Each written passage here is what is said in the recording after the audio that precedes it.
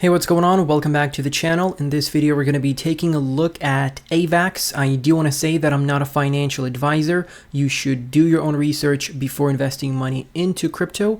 If you haven't seen the previous update, make sure to watch that before watching this one. It's going to be linked in the top right-hand corner of the screen. Now let's jump straight into the TA. Taking a look at the daily chart, you can see we are sitting in this support block from $10.64 down to $9.40. This is a very, very important support block, and we did retest it and initially created back in June 2021, and we've retested it in January and in June this year. And right now we're sitting at the very edge of that pattern, and it looks like we're already wicking below it. So if we end up losing this, that's not going to be a very good sign. If that does happen, you can see that on the daily chart, we don't really have much support below that.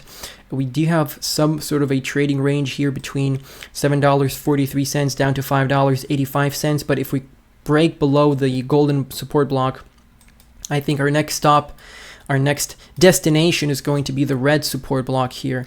And that's something for you to expect. Doesn't mean the project is going to zero, doesn't mean the project is a scam, but it just means that, we're going through a bear market. So if you want to set up some buy limit orders at around about $7.51, feel free to do that. But even right now, you're sitting at a very lucrative price. If you want to be topping up your positions here, no one's going to blame you. This is an incredible price to be getting into Avax, especially if your average buying price is sitting above $10 or $20 or $30 or, God forbid, $50. You definitely want to be buying in right now, and you want to try to get that average buying price as low as possible before the bull market kicks off. So if we take a look at the daily RSI, let's see what's going on here. We did have a nice retest in August, and that was a great buying opportunity.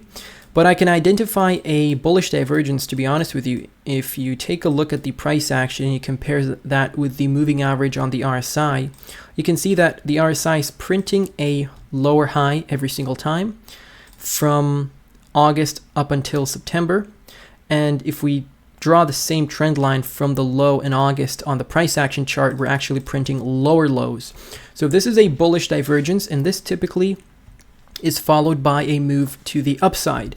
So we're trying to find our local bottom here for this bear market, and to be precise, this is our new bear market low for Avax. We haven't been this low this bear market, and we are potentially looking to settle down at around about $9.30, which is this fib level here. We covered the Fibonacci on this chart for ages, so go back to the previous videos. I don't want to repeat myself. So we're probably going to settle down over here, hopefully, and we're going to see some sort of a retracement to the upside. Maybe we come back up to this local high that we printed in August, and then we have a pullback from there. It's also looking like we're printing some sort of a falling wedge here, and you're pretty much in this apex already, and at some point you're going to have a breakout. Sometimes you do get invalidated, and that's a 25% chance there of having the falling wedge invalidated, and you potentially drop all the way down here. That is a possible scenario, but for now it looks like you might be able to secure a, let's see, a 10% trade maybe. So from there, yeah, 10 to 15%, because your technical target would be sitting at $10.81, because that's where the falling wedge was created. So this small bullish divergence is giving me some hope for a potential breakout, just a short-term breakout for a potential swing trade, nothing too big. And yeah, we might just end up retesting that resistance there, which right now we flipped it to resistance. Obviously, this was our support back in June 2023. And overall, if you're buying in for the long term, none of this should worry you too much, because if you're bullish on the project and you know what the team is doing, you shouldn't be worried about these lower lows. You should just be buying, accumulating, and trying to stake your coins. Now, I do want to switch over to the weekly chart. And before we continue with the video, I quickly want to mention my Patreon that's linked down below in the description. If you enjoy my content, you want to get more exclusive content, and you want to support me at the same time, definitely feel free to check out the Patreon, because you're going to get a 7-day free access on my Patreon and an instant access to all of my content since October 2021, which is when I started. You'll get access to content like exclusive weekly podcasts, and we're starting to invite guests already. We have 40 plus low cap gem posts. We have a bunch of project reviews. We have a bunch of resources that are going to help you save time and make more money with this upcoming bull market. So this is definitely a great exchange of value for the both of us. And once again, there's a 7-day free trial. Feel free to check it out. You can leave anytime, and let's continue with the video. Now on the weekly chart, it seems that we have some sort of a channel down pattern here. As you can see, we did create the pattern back in August 2022, and we've been in this downward slope for more than a year now. And channel down patterns are typically broken to the upside. So we're expecting a move to the upside from this pattern at some point in the future, but it is possible we're going to be coming all the way down here to the bottom of the channel, retesting that price at approximately $7.50, and from there we're going to have the next move to the upside, because as long as we are in this channel, we should expect to adhere to the channel's support and resistance. That means that whenever you have a bounce off of the support, you expect to go all the way up to the resistance.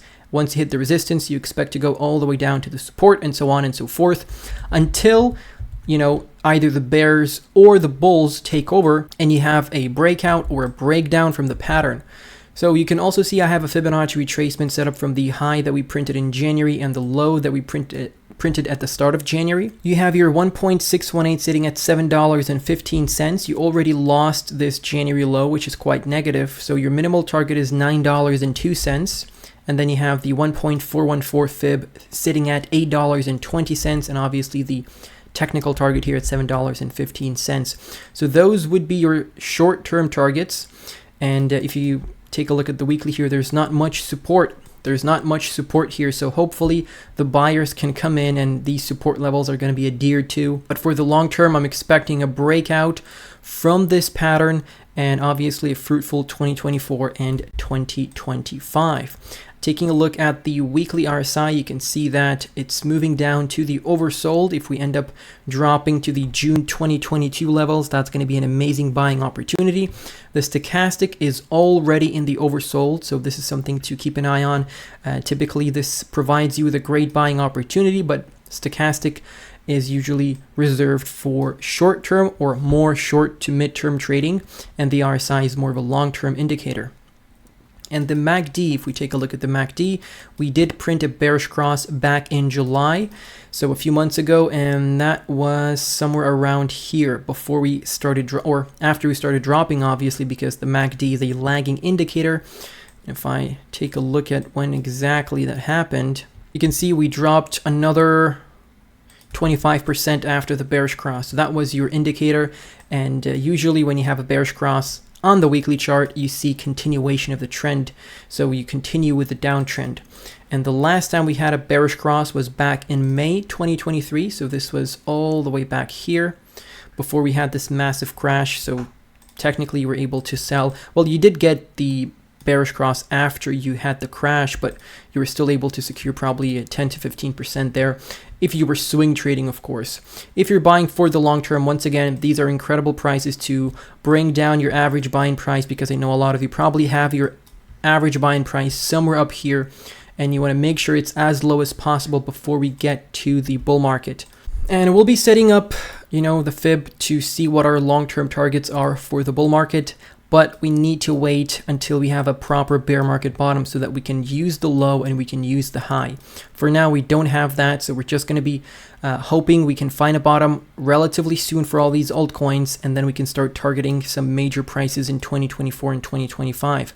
So that's pretty much it for this update. Hopefully you enjoyed the video and learned something useful. Feel free to leave a like. It does help out the channel and helps the video get out there, and make sure to share it with your friends and family if you think it's going to be useful.